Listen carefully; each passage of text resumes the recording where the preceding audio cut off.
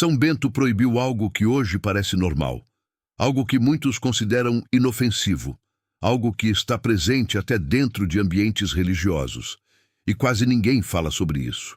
Quando São Bento escreveu sua regra, ele não estava apenas organizando horários de oração. Ele estava combatendo um inimigo silencioso que corrói comunidades por dentro. Esse inimigo não era perseguição externa, não era violência, não era heresia explícita, era a murmuração. Sim, a reclamação constante, o comentário sutil, a crítica em voz baixa, a insatisfação espalhada em pequenos grupos. São Bento foi direto.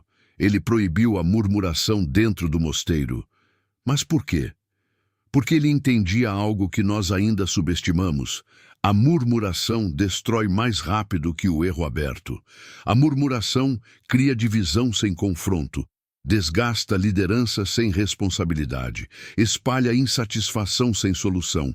Ela é discreta, é socialmente aceitável, é até vista como desabafo. São Bento enxergava além da aparência. Ele sabia que uma comunidade não desmorona primeiro por grandes escândalos. Ela começa a rachar por comentários repetidos, críticas constantes e comparações silenciosas.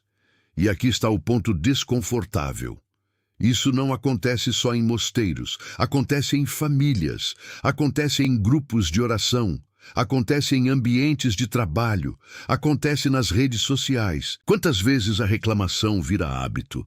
Quantas vezes a crítica vira identidade?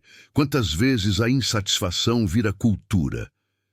São Bento foi radical porque entendia que a disciplina da língua molda o espírito. Ele não proibiu diálogo honesto.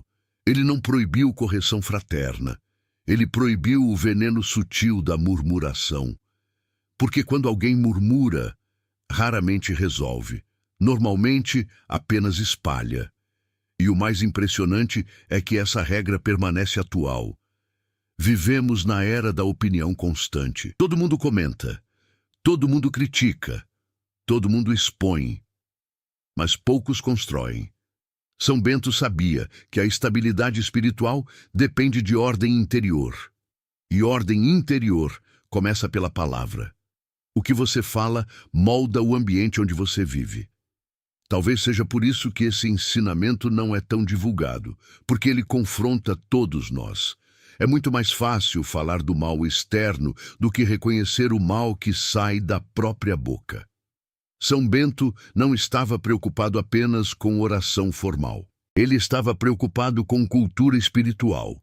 Ele entendia que um ambiente pode ter horários perfeitos, liturgia impecável e ainda assim ser corroído por palavras mal direcionadas. E talvez a pergunta mais forte seja: se São Bento visitasse hoje nossas comunidades, o que ele proibiria primeiro? O escândalo ou a cultura de reclamação?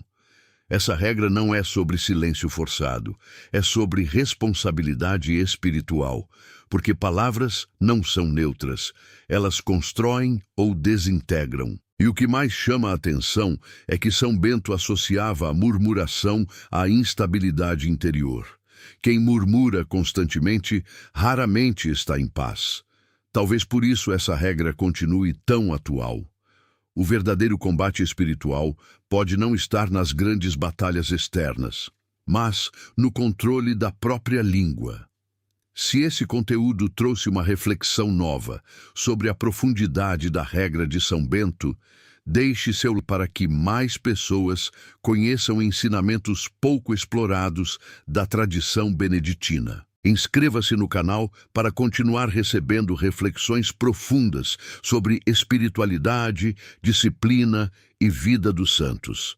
E lembrando que seguimos firmes em nossos dias de oração de São Bento nesta novena especial.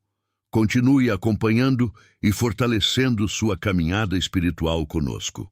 Nos vemos no próximo vídeo.